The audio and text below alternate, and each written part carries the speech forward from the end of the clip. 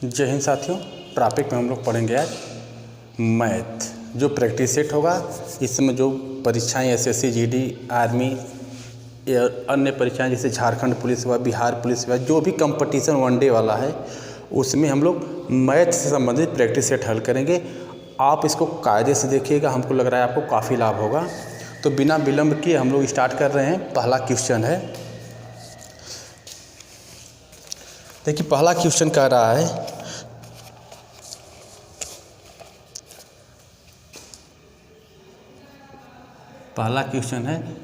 तरुण 24 kilometre की दूरी 6 kilometre प्रति घंटा। 24 किलोमीटर की दूरी 6 किलोमीटर प्रति घंटा तथा 24 किलोमीटर की दूरी 8 किलोमीटर प्रति घंटा, 8 किलोमीटर प्रति घंटा तथा 24 किलोमीटर की दूरी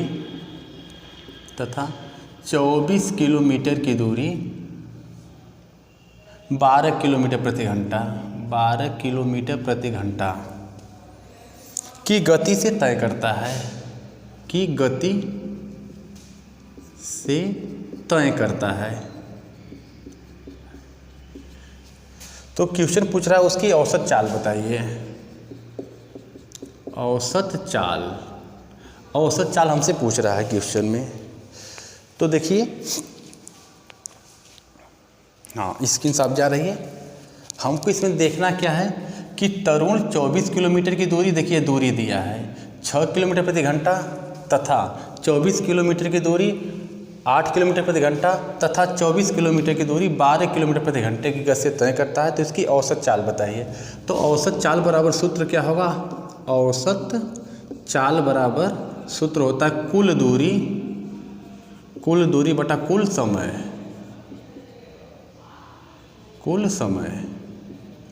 अब देखिए कुल दूरी तो हमको पता चल गया 24 किलोमीटर और फिर 24 किलोमीटर, यानी वो 3 बार गया 24 किलोमीटर। सवाल में ध्यान से देखिएगा।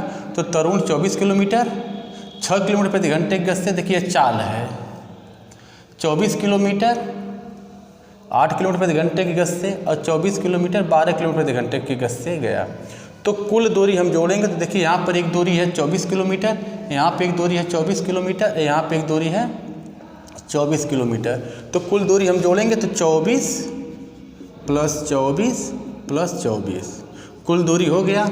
लेकिन हमको आवश्यकता है कुल समय का, और समय इसमें दिया नहीं है तो हम समय अलग निकाल ले रहे हैं। देखिए समय बराबर होता है दूरी बटा चाल। तो हम इसका समय निकालेंगे तो पहली दूरी क्या है 24 और उसकी चाल क्या है 6।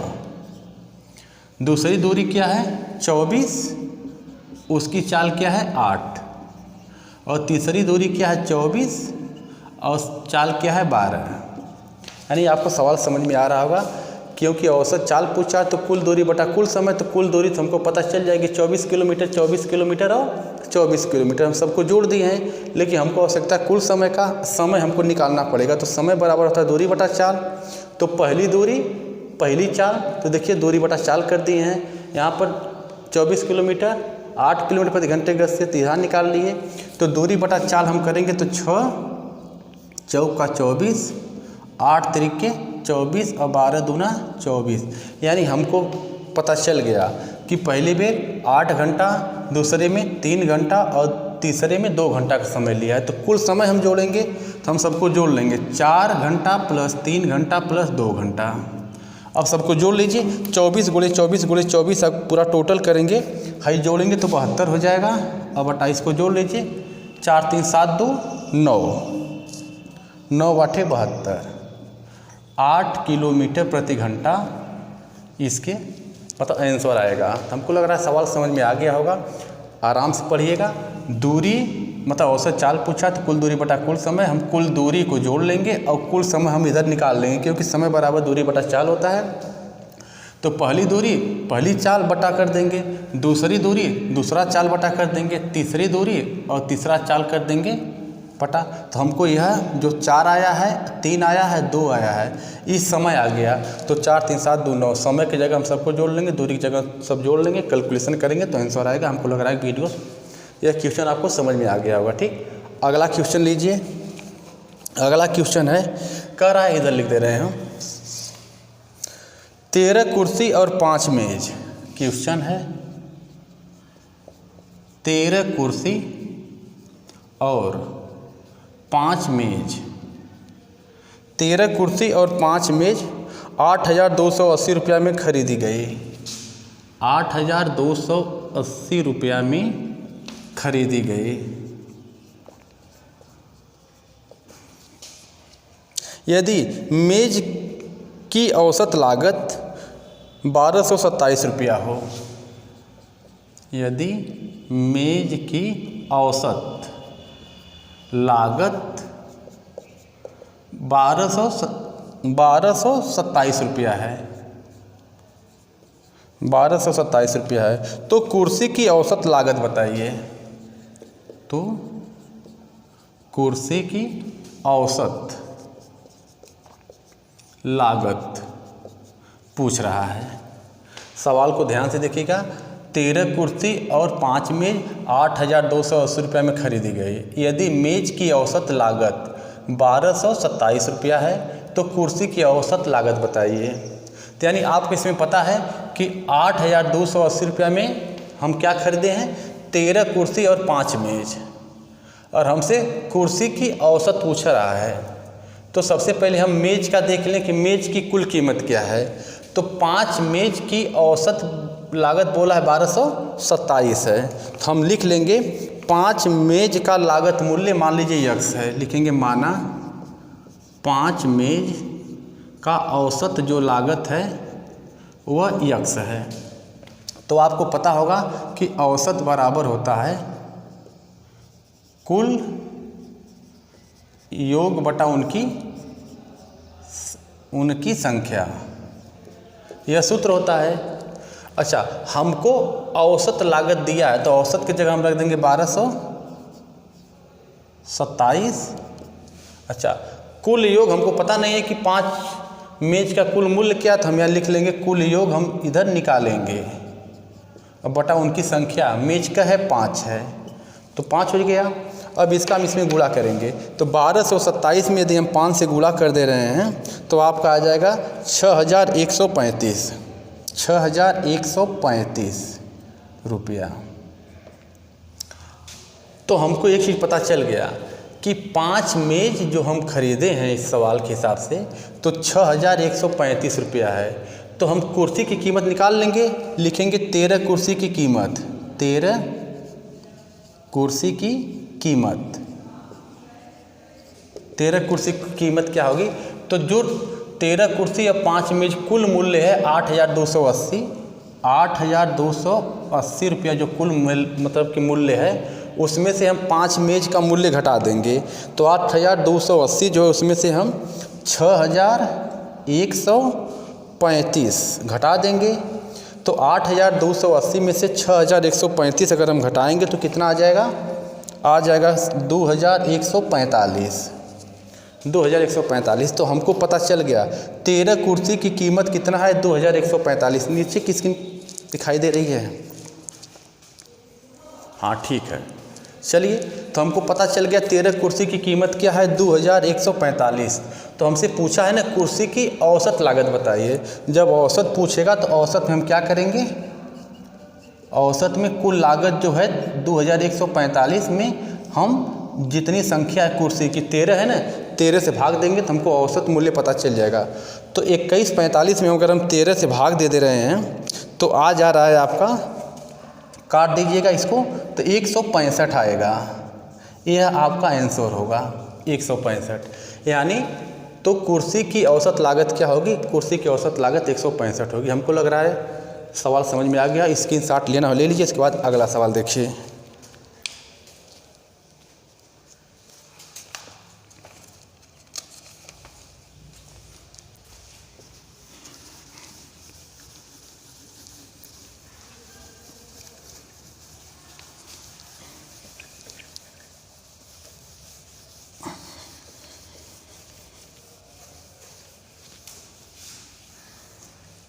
अगला क्वेश्चन है आपका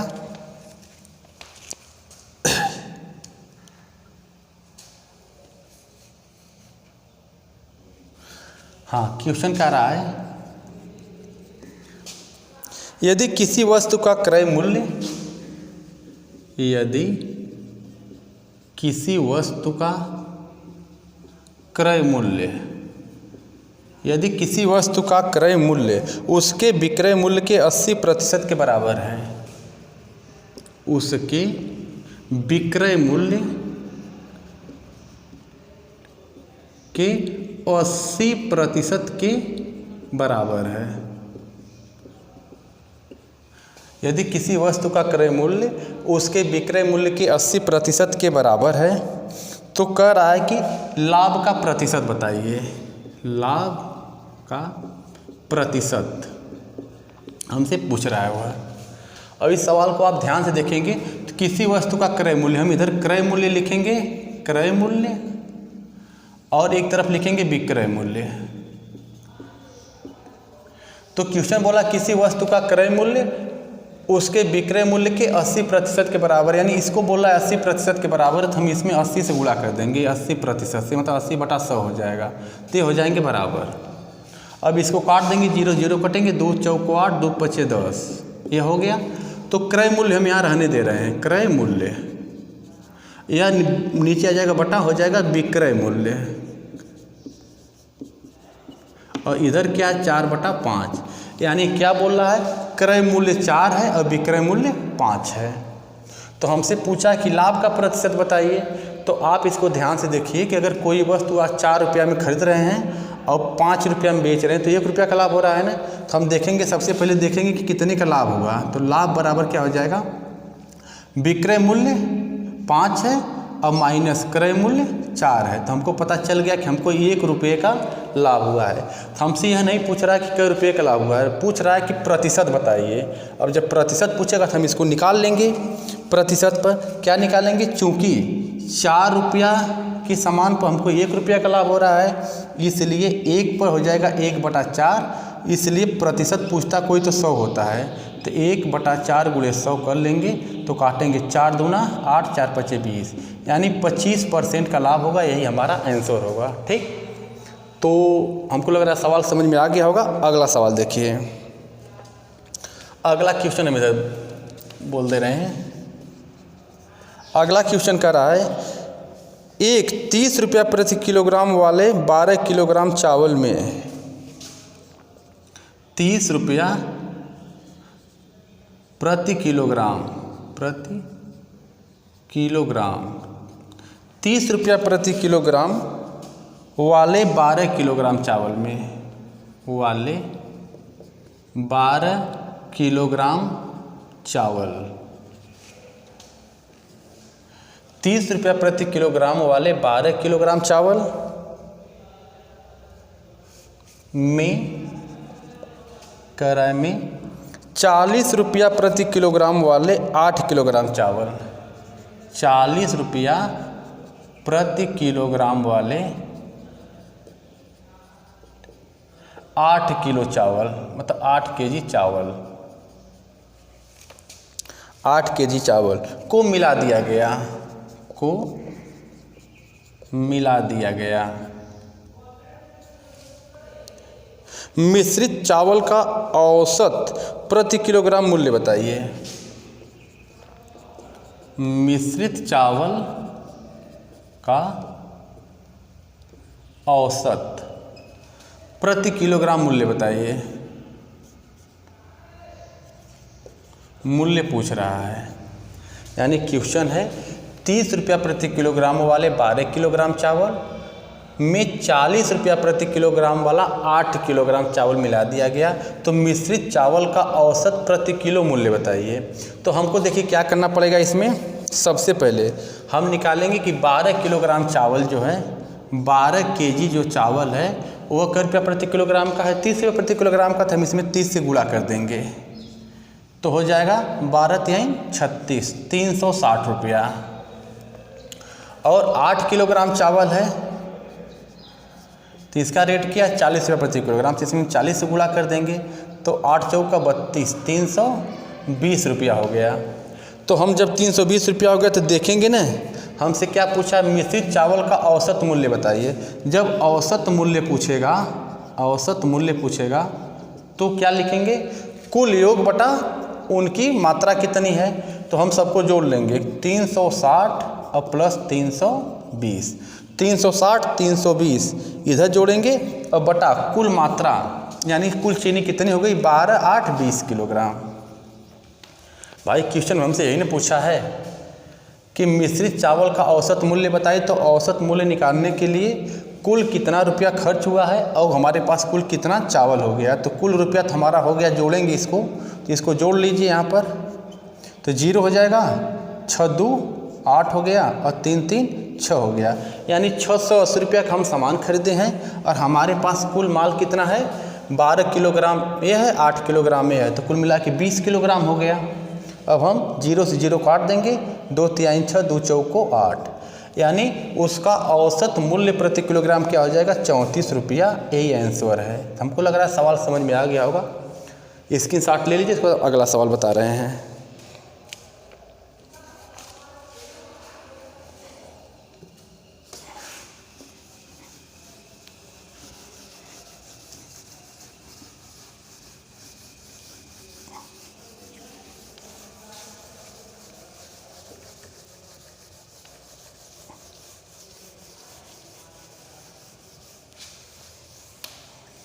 अगला क्वेश्चन है आपका, देखिए क्वेश्चन कह रहा है 5:11, 5:11 समानुपाती कह रहा है 19 अनुपाती प्रश्नवाचक। किन पूछ रहा है कि यहाँ पर क्या भरेंगे। हम इसका विकल्प भी दे रहे हैं आपको, 23 13 17 29, 23 13 17 29, यह 4 विकल्प है। वहाँ पर क्या भरना है, यही हमसे क्वेश्चन पूछ रहा है। तो थोड़ा आप लोग भाई बताइए क्या, हल करिए। आप लोग देखिए भाई इसमें क्या किया है। तो देखिए 5 है ना, तो इसमें इसको देखिए 2 का वर्ग प्लस 1 कर दिया है, तो 2 दूना 4 1 5 हो गया। अब यह जो है 11, इसमें 3 का घन कर दीजिए, 3 3 9, तो 3 का घन नहीं करेंगे बल्कि हो जाएगा, तो ज़्यादा हो रहा है, ओवर करिए और प्लस 3 3 9 प्लस 2 कर लीजिए। यानी जो पहला डाटा मिल रहा है 2 का वर्ग प्लस 1, तो 2 दूना 4 प्लस 1 मतलब 5 हो गया। इसमें 3 का वर्ग 3 3 9 और प्लस 2, 9 में 2 जोड़ेंगे तो 11 हो गया। अब उसी तरह इसमें 4 का वर्ग करिए तो हो जाएगा 4 चौका 16, और इसमें प्लस 3 कर दीजिए तो 4 चौका 16 3 19, तो इसमें आप क्या करेंगे, 2 का वर्ग प्लस 1, 3 का वर्ग प्लस 2, 4 का वर्ग प्लस 3, तो 5 का वर्ग प्लस, तो 5 25 और 25 में 4 जोड़ दीजिए, तो इसका आंसर आ रहा है 29 सही है। इसको आप ध्यान से देखिए, यह मतलब 5:11, यानी इसका कहना है कि 5 का संबंध 11 से है, तो 19 का संबंध किससे होगा। तो हम इसमें देखेंगे कौन सा रिश्ता बन रहा है। तो यहाँ देखिए 2 का वर्ग प्लस 1 कर दिया, तो 2 दूना 4 1 5 हो गया है। इसमें देखिए 3 का वर्ग, तो 3 3 9 और 2 जोड़ेंगे तो 11 हो गया। तो हमको पता चल गया कि 2 का वर्ग प्लस 1, 3 का वर्ग प्लस 2, तो यहाँ हम करेंगे 4 का वर्ग, 4 चौका 16 प्लस 3 तो 19 हो रहा है। तो यहाँ पर हम कर देंगे 5 का वर्ग प्लस 4, 5 25 4 29। तो आपको समझ में आ गया होगा कि 2 का वर्ग प्लस 1, 3 का वर्ग प्लस 2, 4 का वर्ग प्लस 3 और 5 का वर्ग प्लस 4 किया है, तो 29 इसका आंसर आएगा। सवाल समझ में आ गया होगा। अगला सवाल देखिए, अगला क्वेश्चन कह रहा है एक बेईमान विक्रेता, क्वेश्चन है यहाँ पर हम लिख दे रहे हैं, एक बेईमान विक्रेता, एक बेईमान विक्रेता अपना सामान लागत मूल्य पर बेचता है। एक बेईमान विक्रेता अपना सामान लागत मूल्य पर बेचता है, यानी वह सामान जितना में लाया उतना में बेच रहा है, लेकिन 1 किलोग्राम के बदले 875 ग्राम का इस्तेमाल करता है। लेकिन 1 किलोग्राम की जगह 875 ग्राम ही देता है, 875 ग्राम ही देता है। तो उसका लाभ प्रतिशत बताइए। लाभ प्रतिशत पूछ रहा है। ध्यान से सवाल देखिए। कोई बेईमान विक्रेता है जो अपना सामान लागत मूल्य पर बेचता है, नहीं जितना में लाया उतना में बेच रहा है, लेकिन क्या कर रहा है 1 किलोग्राम की जगह वो 875 ग्राम ही देता है। तो पूछ रहा है लाभ का प्रतिशत बताइए। तो आप सभी लोगों को पता होगा कि 1 किलोग्राम बराबर 1000 ग्राम होता है। हम 1000 ग्राम में से 875 घटा लेंगे। जब 1000 में से हम 875 घटा दे रहे हैं तो हमारा आ रहा है 125। अगर पूछता कि वो कितने ग्राम का लाभ ले रहा है तो देखिए दिखावा कर रहा है 1 किलोग्राम देने का, लेकिन और उसमें चोरी कर रहा है, 875 ग्राम ही देता है। तो 875 ग्राम दे रहा है तो 125 ग्राम चुरा ले रहा है ना। तो अगर पूछता कि कितने ग्राम की चोरी कर रहा है तो हम बताते कि 125 ग्राम की चोरी कर रहा है, या उसको कितना लाभ हो रहा है तो 125 ग्राम लाभ हो रहा है। हमसे प्रतिशत पूछ दिया है तो हम आपको लिखेंगे ना यहाँ पर चूंकि लिखेंगे कि 875 ग्राम अगर वो देने पर 125 ग्राम लाभ ले रहा है तो एक पर जब हम निकालेंगे तो 125 बटा 875, इसलिए प्रतिशत पूछा तो 100 पर कर लेंगे। तो 825 बटा 875 यानी 125 बटा 875 गुणे 100। इसी को हमको कैलकुलेशन करना रहेगा तो हमारा आंसर आएगा।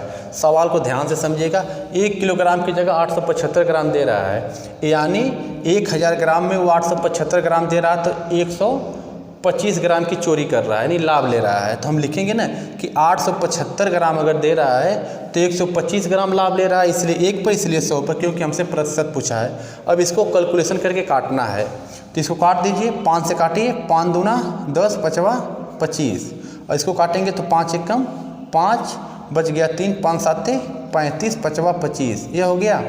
अब हम 25 से 175 को काट रहे हैं तो यह 7 बार में कट जाएगा। अब हो गया हमारा 100 बटा 7, काटिए 7 एकम 7, बच गया 3, हो जाएगा उधर 30, 7 चौक 28, 14 सही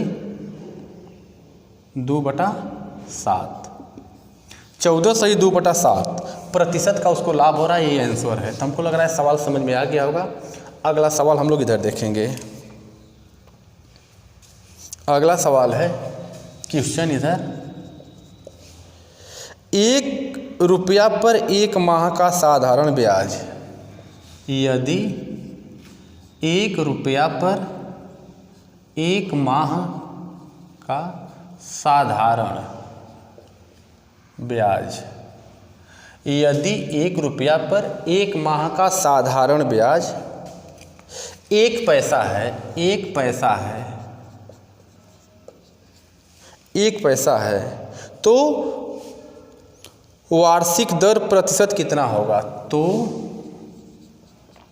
वार्षिक दर प्रतिशत कितना होगा? यानी हमसे क्या पूछ रहा है? दर आर पूछ रहा है। अब सभी लोगों को पता है कि साधारण ब्याज नाम ले लिया तो हम इसका सूत्र लगाएंगे। साधारण ब्याज का मतलब होता है SI बराबर PRT बटा 100। सबको पता होगा कि P क्या है? मूलधन है, R क्या होता है? दर, T क्या होता है? समय, SI क्या होता है? साधारण ब्याज होता है, यानी सिंपल इंटरेस्ट होता है। तो साधारण ब्याज, ये साधारण ब्याज है। तो हमको देखिए क्या बोल रहा है, साधारण ब्याज 1 पैसा, तो साधारण ब्याज की जगह हम 1 लिख देंगे बराबर। यदि 1 रुपया पर, मूलधन क्या है? 1 रुपया है, दर हमसे पूछा है, समय क्या है? 1 माह, तो 1 महीना, इस तरह करके बटा 100 करेंगे। अब इसमें देखिए यहाँ 1 रुपया दिया है, यहाँ 1 पैसा दिया है, तो 1 पैसा में 100 पैसा होता ना, तो हम 100 से भाग दे देंगे। 13 रुपया हो गया। यह 1 रुपया है। दर हमसे पूछ रहा है, सवाल हमको वार्षिक दर बताना है। यहाँ 1 माह दिया तो इसमें हम 12 से भाग दे देंगे। 23 साल हो गया। अब हम चेंज कर लिए। अब इसको जब हम हल करेंगे तो 100 से 100 कट जाएगा और यह आएगा इधर, तो R बराबर 12% वार्षिक दर, यही आपका आंसर है। तो हमको लग रहा है सवाल आपको समझ में आ गया। स्क्रीनशॉट ले लीजिए, उसके बाद हम आगे बता रहे हैं।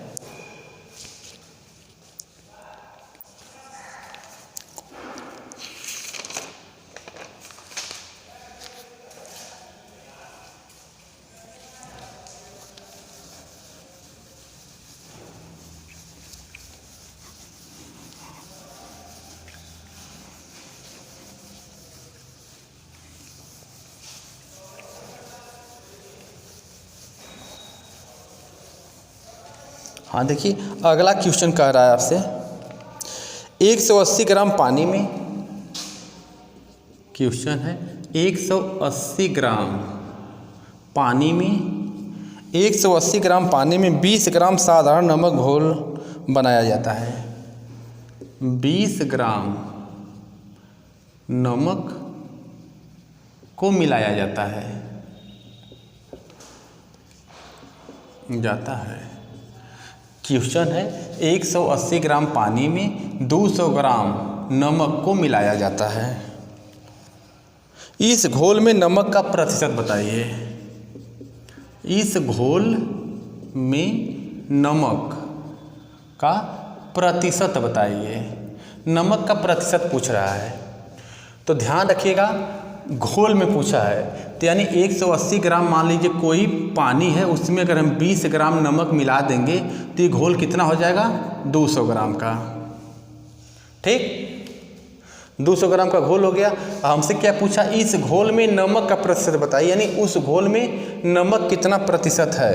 तो आप इधर देख लीजिए, लिखेंगे चूंकि घोल पूछा है ना, घोल कितना हो गया है 200 ग्राम। 200 ग्राम घोल में नमक कितना है 20 ग्राम है ना, तो यहाँ लिखेंगे 20। सवाल अच्छे समझिएगा, 200 ग्राम घोल में कितना नमक है 20 ग्राम है, इसलिए 1 पर 20 बटा लिखेंगे 200। अब प्रतिशत जब पूछ रहा है तो प्रतिशत हमेशा 100 पर होता है, तो 20 बटा 200 गुणे 100, तो 0 से डबल जीरो कट गया, 2 से काटेंगे 2 कम 2 0, यानी 10%। अगर बोले कि इस घोल में नमक का कितना प्रतिशत है, तो 10% है। हमको लग रहा है आंसर आपको समझ में आ गया होगा। इसकी शॉट ले लीजिए, इसके बाद हम अगला सवाल बता रहे हैं। अगला क्वेश्चन है, हम यहाँ लिख दे रहे हैं। अगला क्वेश्चन कह रहा है 2 संख्याएं तीसरी संख्या की तुलना में, 2 संख्याएं तीसरी संख्या की तुलना में, तीसरी संख्या की तुलना में 2 संख्याएं तीसरी संख्या की तुलना में 12.5% और 25% अधिक है।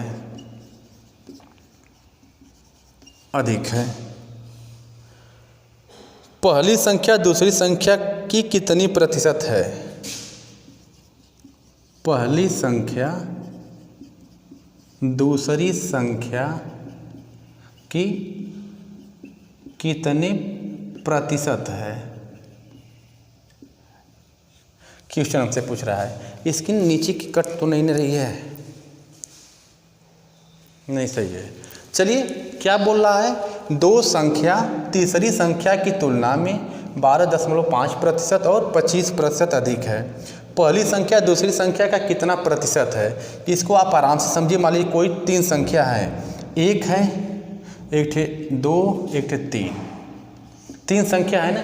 क्वेश्चन करा 2 संख्याएं तीसरी संख्या की तुलना में, तीसरी संख्या को हम 100 मान ले रहे हैं, तीसरी संख्या की तुलना में क्रमशः 12.5% और 25% अधिक है। अगर तीसरी संख्या 100 है तो पहली संख्या क्या हो जाएगी 112.5। क्योंकि कोई भी अगर अधिक बोलता है तो 12.5 तो हम 100 में जोड़ देंगे, 100 में 12.5 जोड़ेंगे तो 112.5 हो गया, यानी पहली संख्या 112.5 हो गई। और कह रहा है कि 25, दूसरी संख्या क्या हो गई 25% अधिक है तो हो जाएगी 125। यह सवाल आपको समझ में आ रहा होगा। कह रहा है दो संख्याएं तीसरी संख्या की तुलना में, तो तीसरी संख्या को हम 100 मान लिए हैं, 12.5% अधिक है तो पहले की क्या हो जाएगी 100 में 12.5 जोड़ेंगे तो 112.5, और 25% अधिक है तो दूसरी क्या हो जाएगी 125। तो हमको पता चल गया। अब क्या बोल रहा है, पहली संख्या दूसरी संख्या का कितना प्रतिशत है। तो पहली संख्या तो यह है ना, और दूसरी संख्या यह है। तो जिसको पूछेगा उसको हम बाद में लिखेंगे। तो देखिए क्या पूछ रहा है, पहली संख्या दूसरी संख्या का कितना प्रतिशत है। तो हमको पता नहीं है, दूसरी संख्या तो 125 है, गुणे हमको मालूम नहीं क्या परसेंट, हम मान लेंगे 1% है, बराबर क्या हो जाएगा 112.5। नीचे किसकी, ठीक है, हम इधर कर दे रहे हैं, इसका कैलकुलेशन इधर कर दे रहे हैं। देखिए क्वेश्चन बोला है कि पहली संख्या दूसरी संख्या का कितना प्रतिशत है। तो पहली संख्या यह है ना, दूसरी संख्या है, इसका कितना प्रतिशत नहीं मालूम, तो मान लीजिए x% है। अब इसी को हमको कैलकुलेशन करना पड़ेगा। तो x बराबर हो जाएगा, देखिए यह तो इधर है 112.5, यह जो नीचे वाला जाएगा तो उधर गुणा हो जाएगा, ऊपर 100 हो जाएगा और बटा हाई वाला नीचे आ जाएगा 125। इसी को कैलकुलेशन करेंगे तो आंसर आपका आ जाएगा। तो हमको लग रहा है दशमलव कुछ लोगों को परेशान कर रहा होगा, तो हम क्या करेंगे नीचे 1 0 बढ़ा देंगे तो दशमलव अपने आप हट जाएगा। जब दशमलव हट गया तो हम इसको काट देंगे, 1 0 से 1 0 कट गया। अब इसको 5 से काटिए तो 5 दूना 10, 5 दूना 10 और 5वां 25, फिर 5 से काट दीजिए 5वां 25, 5 से इसको काटेंगे तो 5 दूना 10 बच जाएगा, 1 यहाँ 12 हो जाएगा, फिर 5 दूना 10 5वां 25 कर हो गया। और 5 से काटिए, 5 चौका 20 5वां 25 हो गया, 45 दूना 90% है आपका आंसर आएगा। 90% ये आपका आंसर है। तो हमको लग रहा है सवाल समझ में आ गया होगा। उसके बाद हम लोग आगे देखेंगे। अगला क्वेश्चन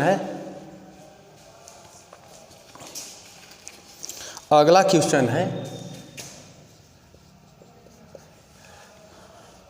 यदि 4 पुरुष या 6 लड़के एक काम को 20 दिन में कर लेते हैं। यदि 4 पुरुष और 6 लड़के एक काम को कर रहा है कि 4 पुरुष और 6 लड़के एक काम को 20 दिन में कर रहे हैं, 20 दिन में करते हैं, 20 दिन में करते हैं। तो 6 पुरुष और 11 लड़के उसे कितना दिन में करेंगे। तो 6 पुरुष और 11 लड़के उसे कितना दिन में करेंगे, यह क्वेश्चन पूछ रहा है। अगर ऐसा सवाल दिखाई दे दे, इस सवाल में जान देखिए क्या है, यदि 4 पुरुष या यहाँ पर होगा और नहीं है, यहाँ पर देखिए या है। यदि 4 पुरुष या 6 लड़के एक काम को 20 दिन में करते हैं, तो 6 पुरुष और 11 लड़के उसे कितना दिन में करेंगे। अगर ऐसा सवाल यहाँ दिखाई दे या और तो हाँ हमको थोड़ा सा सतर्क क्या होना है। यहाँ पर बोल रहा है 4 पुरुष लगाइए या 6 लड़के लगाइए तो काम 20 दिन में हो रहा है, तो हम यहाँ लड़के ले रहे हैं, यानी 6 लड़के किसी काम को 20 दिन में कर रहे हैं बराबर। यहाँ क्या है, यहाँ पर 6 पुरुष भी लेना है और लगाया है ना, तो धन 11 लड़के भी लेना है। पूछ रहा है कितने दिन में करेंगे, इसको हम यक्स मान लेंगे, दिन हमसे पूछ रहा है। तो देखिए इस सवाल को अगर आप गौर से देखेंगे तो इसमें मतलब यह है कि 4 पुरुष लगाइए या 6 लड़के लगाइए तो काम 20 दिन में हो रहा है, तो हम इधर से लड़के ले लिए, यानी 6 लड़के किसी काम को 20 दिन में कर रहे हैं तो गुणा 20 कर दिए बराबर। यहाँ पर हमारी मजबूरी है कि दोनों को लेना है, 6 पुरुष भी लेना है प्लस 11 लड़के भी लेना है। तो हम अगर या और सवाल जहाँ आए वहाँ पर हमको चेंज करना पड़ता, तो हम पहले के हिसाब से चेंज करेंगे। देखिए 4 पुरुष या 6 लड़के एक काम को 20 दिन में कर रहे हैं ना, तो 4 पुरुष या 6 लड़के, इसका मतलब 4 पुरुष बराबर 6 लड़के हैं। तो हम इधर लिख लेंगे 4 पुरुष बराबर 6 लड़के, तो 1 पुरुष बराबर क्या हो जाएगा 6/4 लड़के। इसलिए हमको कई पुरुष बराबर निकालना है, 6 पुरुष बराबर निकालना है। तो 6 पुरुष बराबर जब हम निकालेंगे तो हमको पता चल गया 6/4 गुणे 6। तो 2 से काटिए, 2 तिहाई 6, 2 दूना 4, फिर 2 से काटिए 2 तिहाई 6, यानी 3 तरीके 9 लड़के हो गया। तो देखिए हम इधर से लड़का ले लिए थे, तो 6 लड़का किसी काम को 20 दिन में कर रहे हैं, इधर 6 पुरुष और 11 लड़के हैं। तो हम लड़का पुरुष तो एक में जोड़ नहीं सकते, इसलिए हम निकालें 6 पुरुष बराबर कितने लड़के आ गए हैं। तो देखिए यहाँ पर आया 6 पुरुष बराबर 9 लड़के, यानी यहाँ 9 लड़के और प्लस 11 लड़के, 11 9 जोड़ेंगे तो हो जाएगा 20 लड़के। किसी काम को कितना दिन में करेंगे, तो देखिए 20 से 20 ये कैंसिल हो गया, x बराबर 6, आंसर 6 आएगा। 6 दिन में करेंगे। हमको लग रहा है सवाल समझ में आ गया होगा। यहाँ पर बस आपको ये ध्यान देना, जहाँ या और आए वहाँ पर आपको चेंज करना पड़ता है, ठीक। तो हमारा अगला सवाल देखिए, हम अगला क्वेश्चन जो है यहाँ पर लिख दे रहे हैं। इस सवाल का आंसर आप खुद हल करके बताएंगे, कमेंट में लिखेंगे। ये जो सवाल है एकदम बिल्कुल इसी टाइप का सवाल है, इसलिए इस सवाल को हम बताएंगे नहीं, इस क्वेश्चन को हम आपको दे दे रहे हैं। क्वेश्चन है 10 आदमी या 20 स्त्रियां किसी काम को 13 दिन में पूरा करते हैं। क्वेश्चन है 10 आदमी या 20 स्त्रियां किसी काम को 13 दिन में पूरा कर रहे हैं। 13 दिन में पूरा करते हैं, 13 दिन में पूरा करते हैं। तो 24 आदमी और 17 स्त्री, तो 24 आदमी और 17 स्त्री उससे 2 गुना काम कितना दिन में करेंगे। उससे 2 गुना काम कितना दिन में करेंगे, क्वेश्चन है। क्वेश्चन को ध्यान से सुन लीजिए। 10 आदमी या 20 स्त्रियां किसी काम को 13 दिन में पूरा करते हैं, तो 24 आदमी और 17 स्त्रियां उससे 2 गुना काम कितना दिन में करेंगे। यह बिल्कुल इसी टाइप का सवाल है, इसका आपको आंसर कमेंट में देना रहेगा, ठीक। तो इसका स्क्रीन ले लीजिए, उसके बाद स्क्रीनशॉट, उसके बाद हम आगे बढ़ रहे हैं।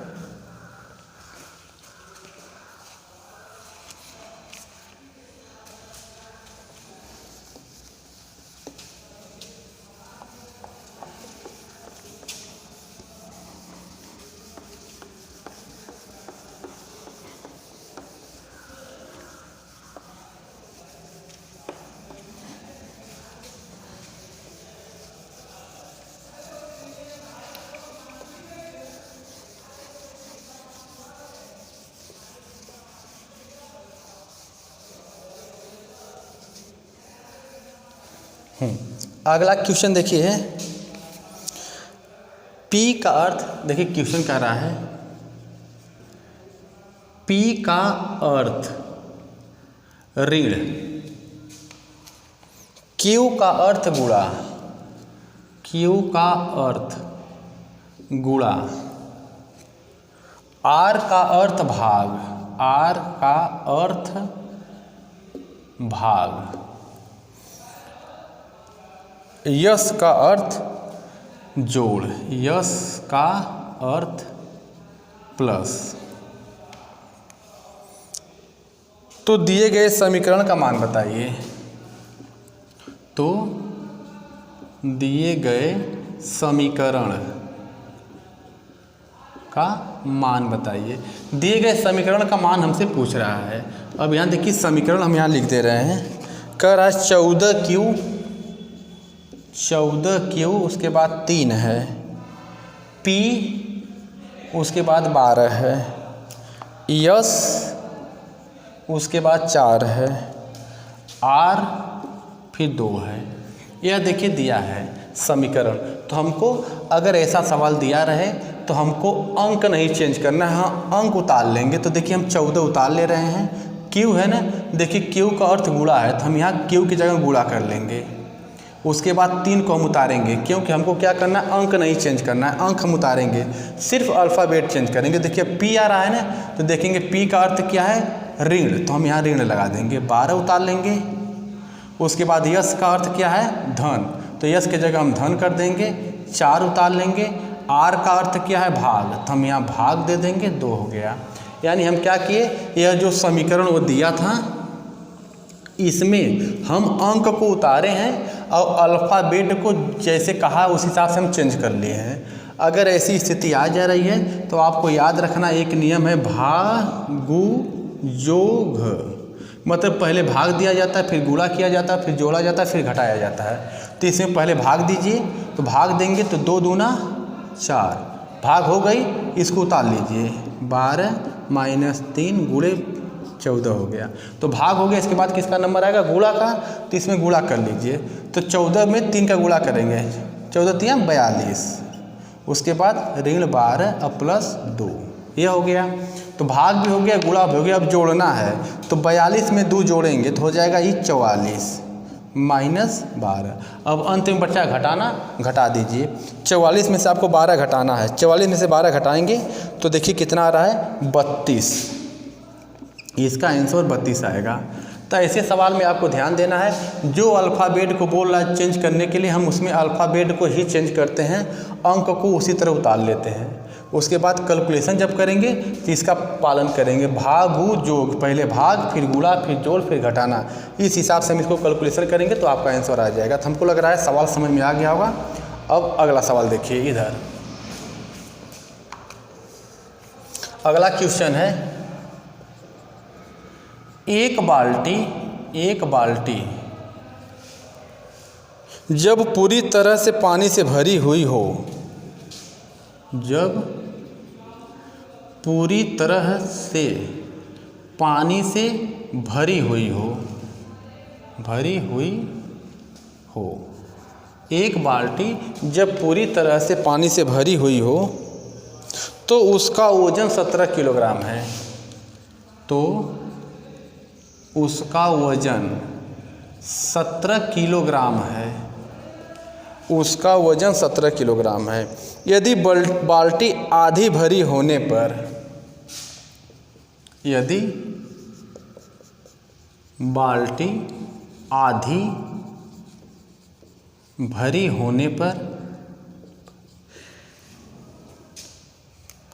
उसका वजन 13.5 किलोग्राम हो, 13.5 किलोग्राम हो, तो खाली बाल्टी का वजन कितना होगा। तो खाली बाल्टी का वजन कितना होगा, क्वेश्चन पूछ रहा है हमसे। अब इस सवाल को आप ध्यान से देखिए, कह रहा है कोई बाल्टी है वो पूरा भरी हुई है। मान लीजिए देखिए बाल्टी है, इसमें पूरा पानी भरा हुआ है, तो इसका वजन बता दिया है कि 17 किलोग्राम है, 17 केजी है।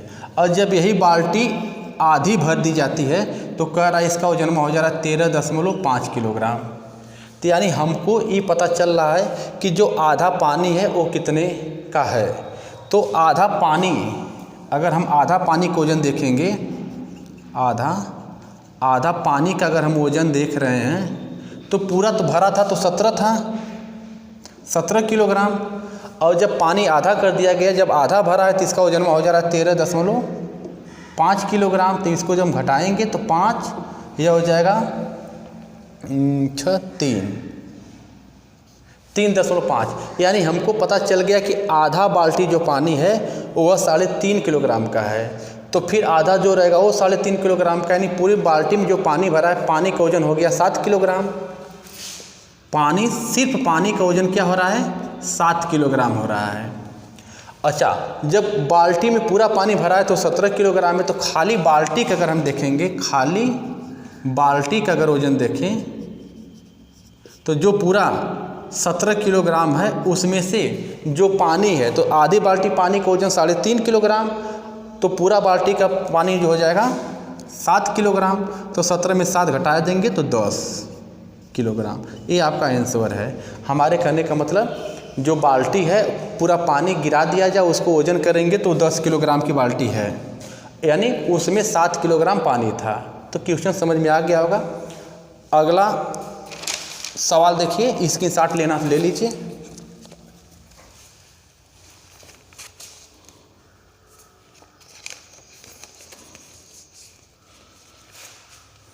हाँ, अगला क्वेश्चन इधर देख लीजिए।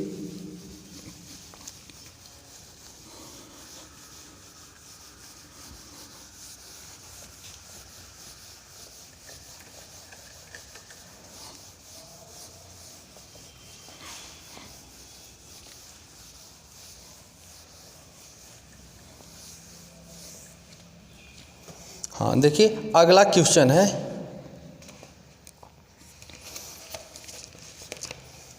इधर हम क्वेश्चन लिख दे रहे हैं। क्वेश्चन है आपका 9 कर्णी में यक्स बराबर कर्णी में 12 है और प्लस कर्णी में 147 है, 147 है। तो हमसे पूछ रहा है यक्स का मान बताइए। तो यक्स का मान पूछ रहा है। विकल्प भी हम इसका आपको दे रहे हैं। 5 3 2 4, 5 है, 3 है, 2 है, 4, इसमें से कौन सा इसका आंसर होगा। तो ऐसे सवाल हल करने के लिए देखिए हम क्या करेंगे, हम सवाल को लिखेंगे 9 कर्णी में यक्स, हम इसको लिख लिए बराबर, इधर देखिए 12 है कर्णी में, अब प्लस 147 है। इसको हम चेंज करेंगे। तो क्या चेंज करेंगे, देखिए पहले हम 12 को इधर तोड़ दे रहे हैं। तो 2 से तोड़िए, 2 6 12, फिर 2 से तोड़िए, 2 3 6 3 1। जिसका जोड़ा बन जाता है उसको हम बाहर लिखते हैं। तो देखिए हमारा जोड़ा बन गया ना, तो 2 बाहर लिखेंगे, अंदर 3 का जोड़ा नहीं बना तो हम 3 को अंदर छोड़ देंगे, 3 हो गया प्लस। अब 147 का हम इधर खंड कर रहे हैं, 147 का, तो इसको हम 3 से तोड़ रहे हैं, 2 से नहीं टूटेगा, 3 से तोड़ेंगे तो 3 चौका 12 हो गया, 3 9 27। अभी 7 से टूटेगा, 7 7 49, फिर 7 से टूटेगा, 7 1 7। तो इसमें भी जो जोड़ा मिलेगा उसको हम बाहर लिखेंगे। तो देखिए 7 का जोड़ा मिल गया, 7 को हम बाहर लिख लेंगे, अंदर हो जाएगा 3 बचा तो कर्णी में 3। अब 7 कर्णी में 3 और 2 कर्णी में 3, इनको जोड़ लेंगे तो हो जाएगा 9 कर्णी में 3। इधर क्या हो गया, 9 कर्णी में यक्स। तो 9 से तो 9 कैंसिल हो गया। अब इधर कर्णी में यक्स बचा है, इधर कर्णी में 3 बचा है। तो आप इसको कर सकते हैं, दोनों पक्षों को ओवर कर देंगे, दोनों को ओवर कर लेंगे तो यह हो जाएगा। तो जब ओवर करेंगे तो कर्णी हट जाएगी यक्स, और इधर कर लेंगे तो कर्णी हट जाएगी 3। तो हमारा इसका आंसर आ रहा है 3। हमको लग रहा है सवाल समझ में आ गया होगा। अगला सवाल देखिए, अगला क्वेश्चन है आपका, इधर कह रहा है अंग्रेजी वर्णमाला में कितने बड़े अक्षर दर्पण में देखने पर समान दिखाई देंगे। क्वेश्चन है अंग्रेजी वर्णमाला के कितने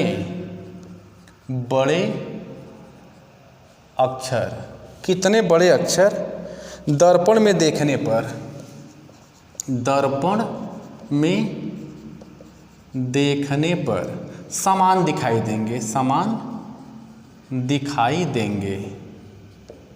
समान दिखाई देंगे। तो देखिए अंग्रेजी वर्णमाला में कह रहा है कि बड़ा अक्षर कितने दिखाई देंगे। तो इसमें हमको क्या करना रहेगा, हम अल्फ़ाबेट पूरा लिख लेंगे यहाँ तक। तो ABCDEF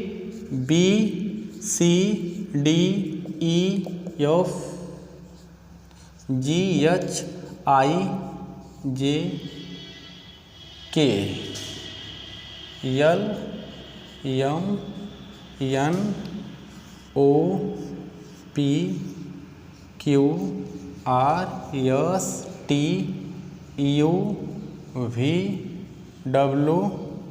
LMNOPQRSTUVWXYZ वाई जेड। तो हमसे क्वेश्चन क्या पूछा है, अंग्रेजी वर्णमाला में कितने बड़े अक्षर दर्पण में देखने पर समान दिखाई देंगे। तो दर्पण में जब देखने वाली बात बोले ना, तो इस पर हम लंबवत लंब गिराते हैं। अगर लंबवत लंब गिराने पर अगर दोनों तरफ आकृति समान आ रही है तो सीधा दिखाई देंगे, और आकृति समान नहीं आएगी तो उल्टा दिखाई देंगे। तो हमको इसमें देखना है कौन कौन सीधा दिखाई दे सकता है। तो देखिए, पहला यच पर अगर हम लंब गिराएंगे तो दोनों तरफ आकार बराबर रहेगा, तो एक हो गया। बी देखिए, मतलब लंब गिराएंगे तो दोनों तरफ समान आकार नहीं आएगा, यानी ये उल्टा आएगा। सी भी नहीं आएगा, डी भी नहीं आएगा, ई भी नहीं आएगा, एफ नहीं, जी नहीं, यच आएगा। अगर इस पर हम लंबवत लंब गिराएंगे दोनों तरफ आकार बराबर हो जाएगा, तो ये भी सीधा दिखाई देगा। आई है, इस पर गिराएंगे तो दोनों तरफ आकार बराबर होगा, ये भी दिखाई देगा। देखिए, जे नहीं आएगा, के भी नहीं आएगा, यल भी नहीं आएगा, यम आ जाएगा। यम पर अगर लंबवत लंब गिराएंगे दोनों तरफ आकार बराबर आएगा, तो यम भी सीधा दिखाई देगा। यन देखिए उल्टा दिखाई देगा। ओ भी हो जाएगा आपका। पी नहीं होगा, क्यू भी नहीं, आर भी नहीं, यस भी नहीं, टी होगा। टी पर लंब गिराएंगे दोनों तरफ आकार बराबर जाएगा, तो ये भी सीधा दिखाई देगा। यू भी सीधा दिखाई देगा, वी भी सीधा दिखाई देगा, डब्लू भी सीधा दिखाई देगा, क्योंकि लंब गिराने पर दोनों तरफ आकार बराबर जा रहे हैं। यक्स भी सीधा दिखाई देगा, वाई भी सीधा दिखाई देगा। तो इतने जो हैं अंग्रेजी वर्णमाला के बड़े अक्षर जो दर्पण में देखने पर सीधा दिखाई देते हैं। तो हम गिन लेंगे कितना हो गया, 1 2 3 4 5 6 7 8 9 10 11, यानी हमारा आंसर आ रहा है कुल कितने होंगे, 11। ये आंसर है। यानी अंग्रेजी वर्णमाला में जो बड़ा अक्षर बड़ा कैपिटल लेटर में लिखा जाता है, अगर उसको हम लिखें तो क्वेश्चन पूछा था कि दर्पण में देखने पर कौन मतलब कि समान दिखाई देगा। तो समान वही दिखाई देगा जिस पर हम लंब गिराएं और दोनों तरफ हमको आकृति बराबर दिखाई देगी, तो समान दिखाई देगा। जिसमें आकृति दोनों तरफ बराबर नहीं रहेगी वह उल्टा दिखाई देता। तो हमारा क्वेश्चन था, आंसर आएगा 11। 11 अल्फ़ाबेट के बड़े अक्षर हैं अंग्रेजी में जो दर्पण में देखने पर सीधा दिखाई देते हैं। तो क्वेश्चन समझ में आ गया होगा, स्क्रीनशॉट ले लीजिए, इसको आगे हम बता रहे हैं आपको।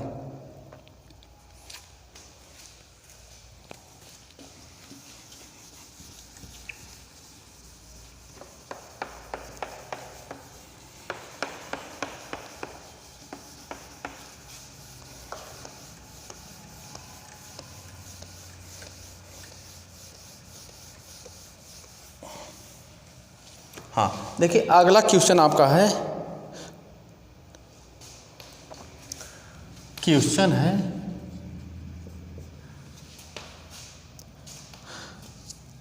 बी खाली स्थान वाई, फिर डबल खाली स्थान, फिर बी वाई, फिर खाली स्थान है, फिर बी है, फिर खाली स्थान है, फिर वाई है, फिर टी है।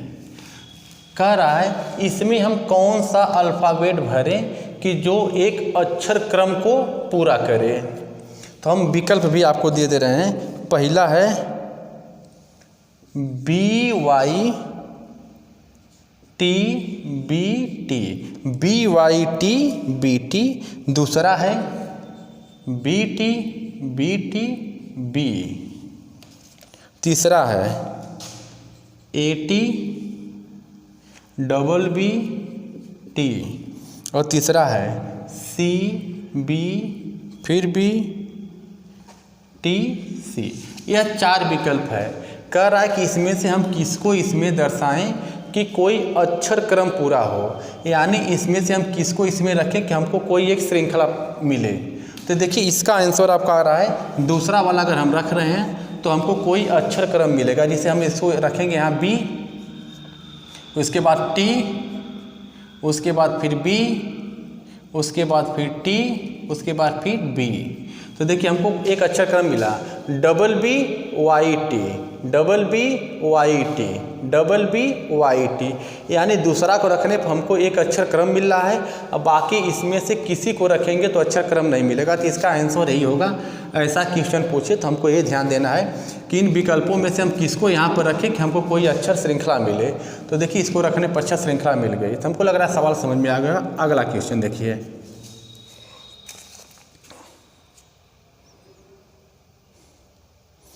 अगला क्वेश्चन है, एक परिवार में श्री आनंद प्रकाश के साथ। क्वेश्चन है, एक परिवार में श्री आनंद प्रकाश के साथ, एक परिवार में श्री आनंद प्रकाश के साथ उसकी पत्नी और उसके 2 विवाहित भाई हैं। उसकी पत्नी और उसके 2 विवाहित भाई हैं। 2 विवाहित भाई हैं, जिनमें से एक के 2 बच्चे हैं। जिनमें से एक के 2 बच्चे हैं। जिनमें से एक के 2 बच्चे हैं और दूसरे के कोई संतान नहीं है। और दूसरे को कोई संतान नहीं है। कोई संतान नहीं है। कोई संतान नहीं है। तो परिवार में कुल कितने सदस्य हैं? परिवार में कुल कितने सदस्य हैं? क्वेश्चन पूछ रहा है परिवार में कुल कितने सदस्य हैं। आराम से इस सवाल को पढ़िएगा। अब देखिए, एक परिवार में श्री आनंद प्रकाश, मान लीजिए कोई एक श्री आनंद प्रकाश है के साथ उनकी पत्नी, यानी एक उनकी पत्नी हो गई और उनके 2 भाई। तो एक भाई यह हो गया, एक भाई यह हो गया। तो कह रहा है कि विवाहित हैं, यानी इनके साथ भी कोई इसकी औरत है, इसके साथ भी कोई औरत है। तो 2 विवाहित भाई हो गए, जिनमें से एक के पास 2 बच्चे हैं। मतलब इन लोगों के पास मान लीजिए 2 बच्चे हो जा रहे हैं, एक यह है। तो कह रहा है दूसरे के पास कोई नहीं है। तो परिवार में कुल सदस्यों की संख्या, तो देखिए क्या हो गया, 1 2 श्री आनंद प्रकाश उनकी पत्नी हो गई। अच्छा, 2 भाई हैं तो एक भाई यह हो गया तो इसकी पत्नी हो गई, 4 हो गए। एक भाई है तो इसकी पत्नी हो गई, 2 6 हो गए। और एक के पास 2 बेटे हैं तो 7 8, यानी उस परिवार में कुल सदस्यों की संख्या हो रही है। देखिए 1 2 3 4 5 6 7 8 सदस्य हो गए उसमें। यही आपका आंसर है। सवाल को ध्यान से पढ़ेंगे तो आपको क्लियर हो जाएगा। ठीक, विवाहित का मतलब जोड़ा हो जाएगा, यानी भाई है तो इसकी पत्नी होगी, एक भाई है तो इसकी पत्नी हो गई। ये दोनों पति पत्नी हैं, इनके पास 2 बच्चे हैं, सबको जोड़ेंगे तो संख्या 8 हो रही है। अगला क्वेश्चन है आपका, इधर हम लिख दे रहे हैं। क्वेश्चन कह रहा है उमेश सतीश से लंबा है। उमेश सतीश से लंबा है। उमेश सतीश से लंबा है। सुरेश लंबाई में नीरज से छोटा है। सुरेश लंबाई में नीरज से छोटा है। सुरेश लंबाई में नीरज से छोटा है, किंतु उमेश से लंबा है। किंतु उमेश से लंबा है। किंतु उमेश से लंबा है। उन सब से, हाँ कह रहा है उनमें सबसे लंबा कौन है। सबसे लंबा पूछ रहा है। ठीक, उसमें सबसे लंबा कौन है, तो हम इसको देखेंगे। तो इसमें देखने पर देखिए क्या करेंगे, हम ग्राफ बनाएंगे। उमेश सतीश से लंबा है, जो लंबा है इसको ऊपर लिखेंगे। तो उमेश हो गया, किससे लंबा है, सतीश से लंबा है, तो सतीश को हम नीचे लिख देंगे। सतीश को हम क्या करेंगे, नीचे लिखेंगे। उमेश सतीश से लंबा, एक और बनाएंगे। उमेश यहाँ लिखेंगे सतीश, तो उमेश सतीश से लंबा है। उमेश सतीश से लंबा है, ये तो बात समझ में आ गई। उमेश सतीश से लंबा है। सुरेश लंबाई में नीरज से छोटा है। अब देखिए कह रहा है सुरेश कोई है, सुरेश लंबाई में नीरज से छोटा है, तो यानी नीरज ऊपर होगा। हम यहाँ लिख दे रहे हैं नीरज ऊपर और सुरेश नीचे। अब तक तो दोनों डायग्राम सही चल रहा है। तो देखिए सुरेश लंबाई में नीरज से छोटा है, तो यहाँ भी सुरेश लंबाई में नीरज से छोटा है, यहाँ भी सुरेश लंबाई में नीरज से छोटा है, किंतु उमेश से लंबा है, किंतु उमेश से लंबा है। तो हमारा कौन सा ग्राफ सही हो गया? ध्यान से देखिएगा, उमेश सतीश से लंबा है। तो देखिए उमेश सतीश से लंबा है, उमेश सतीश से लंबा है, दोनों क्लियर हो रहा है। सुरेश लंबाई में नीरज से छोटा है, सुरेश लंबाई में नीरज से छोटा है, सुरेश लंबाई में नीरज से छोटा है। यहाँ तक तो दोनों साथ चल रहे हैं, किंतु उमेश से लंबा है। तो उमेश से सुरेश लंबाई में नीरज से छोटा है, किंतु उमेश से लंबा। हमारा ये डायग्राम सही हो गया। सुरेश लंबाई में नीरज से छोटा है, किंतु उमेश से भी छोटा हो गया, तो यह वाला हमारा गलत हो गया, तो यह सही हो गया। हमसे पूछा है कि सबसे लंबा कौन है, तो सबसे लंबा आपका आ रहा है नीरज, यही आंसर होगा। तो हमको लग रहा है ये सवाल समझ में आ गया होगा। इसकी शॉट ले लीजिए, उसके बाद हम आगे बता रहे हैं।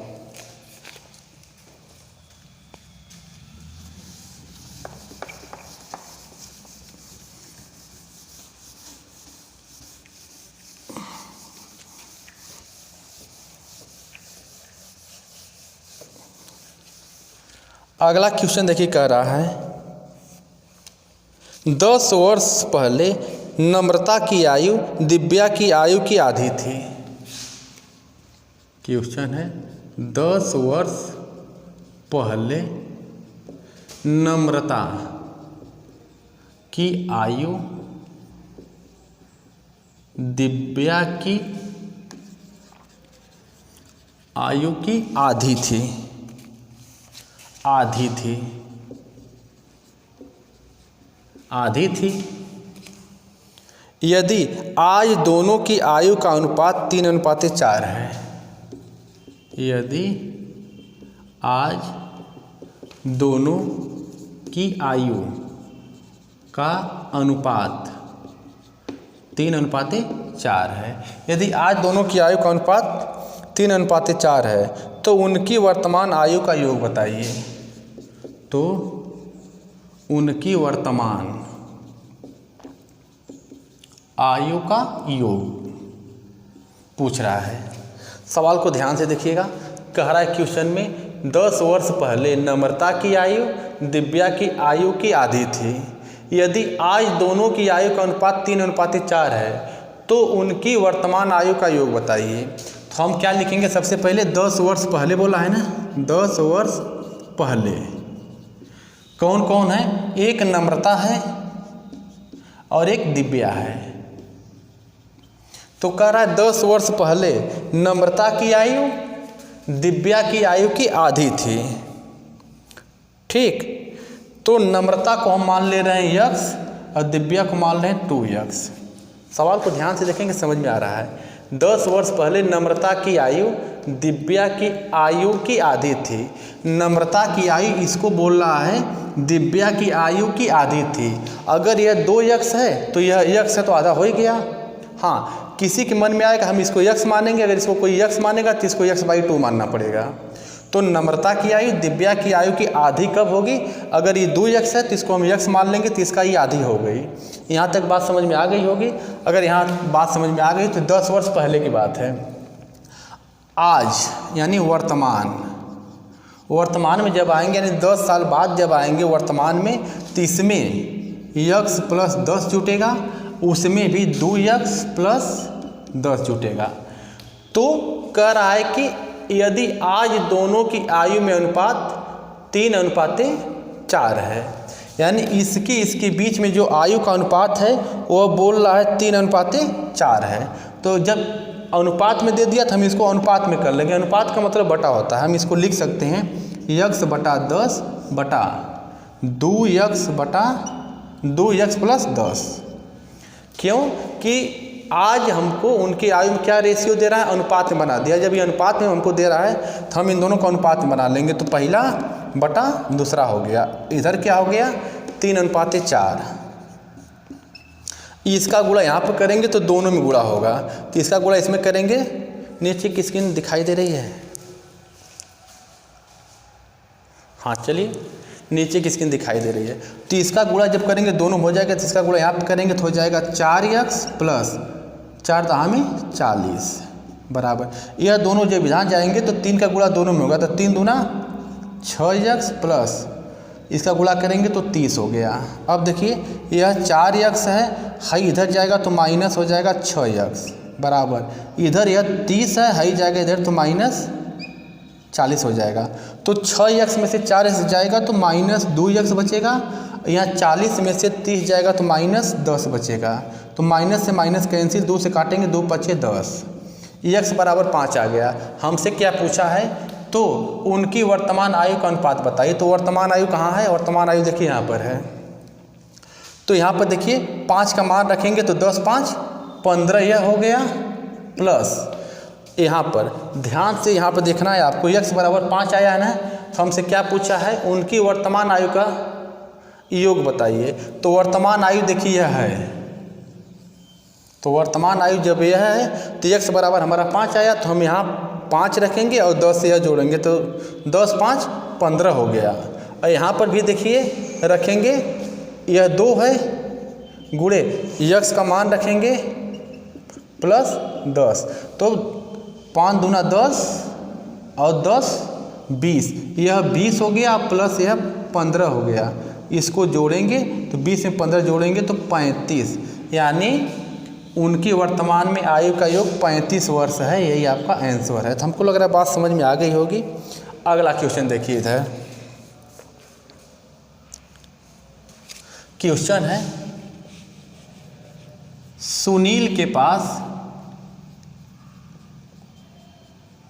10 पैसा एवं 25 पैसा, 10 पैसा एवं 25 पैसा के कुल 40 सिक्के हैं, के कुल 40 सिक्के हैं, कुल 40 सिक्के हैं। यदि उसके पास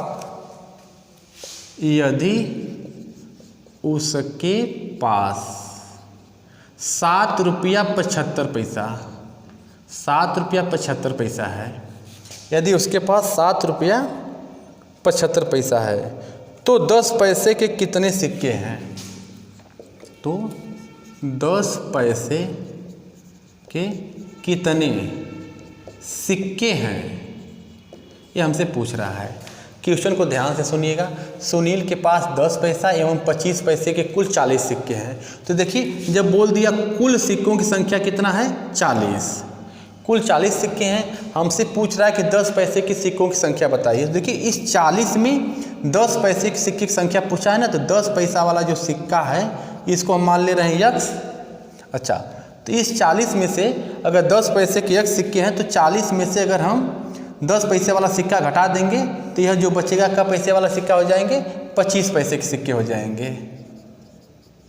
हमको लग रहा है सवाल यहाँ तक आपको समझ में आ रहा होगा। कुल 40 सिक्का है, इन 40 सिक्का में 10 पैसा वाले यक्स हैं, तो 40 में से 10 पैसा वाला यक्स घटा देंगे तो 25 पैसा का सिक्का आ जाएगा। अब देखिए यक्स सिक्का 10 पैसा वाले हैं तो हम 10 से गुणा कर देंगे, और इधर 40 माइनस यक्स 25 पैसा वाले सिक्के हैं तो इसमें हम 25 से गुणा कर देंगे। तो यह पैसा दोनों पैसा अगर मिला के देखा जाए तो इधर पैसा बोल रहा है 7 रुपया 75 पैसा है। तो देखिए इधर कोई टोटल पैसा में है तो ये 7 रुपया 75 पैसा है। तो आपको मालूम होगा कि 1 रुपया में 100 पैसा होता है, तो हम यह दशमलव अगर हटा देंगे तो कुल मिला के 775 पैसा हो गया। तो सब दोनों तरफ पैसा हो गया। अब इसको हम कैलकुलेशन करेंगे तो यह हो गया 10x प्लस 25 का गुणा 4 में करेंगे तो 25 चौका 100 हो जाएगा, एक जीरो बढ़ जाएगा और माइनस हो जाएगा 25x बराबर इधर 775 है। देखिए यहाँ पर 775 है, यह प्लस 1000 उधर जाएगा तो माइनस 1000 हो जाएगा। इधर देखिए 10x है और माइनस 25x है, तो 25x में से 10x घटाएंगे तो माइनस 15x हो जाएगा। अब 1000 में से 775 हमको घटाना है, तो तो 225 आएगा, -225, और इधर है -15x, तो माइनस माइनस कैंसिल हो जाएगा, 15 से काटेंगे तो काट दीजिए 5 से, 5 तिहाई 15, 5 चौका 20, 5वां 25, 3 से काटेंगे, 3 एकम 3, 3 पाँचे 15, यानी 10 पैसे के सिक्कों की संख्या 15 आएगी। यही आंसर है। हमको लग रहा है नीचे किसी ने कट नहीं रही है। सही है। तो यहाँ तक बात आपको समझ में आ गई होगी। तो आज हमारी वीडियो यहीं तक रहेगी। अगर ये वीडियो आप देखेंगे अच्छे से तो हमको लग रहा है वनडे एग्ज़ाम जो भी है, पुलिस का हुआ, बैंक का हुआ, रेलवे, एसएससी, जीडी, जो भी एक वनडे एग्ज़ाम है, इसमें आपको काफ़ी लाभ मिलेगा। आज हमारी वीडियो यहीं तक रहेगी। कल मिलेंगे, मतलब आगे मिलेंगे दूसरे वीडियो के साथ। तब तक के लिए धन्यवाद।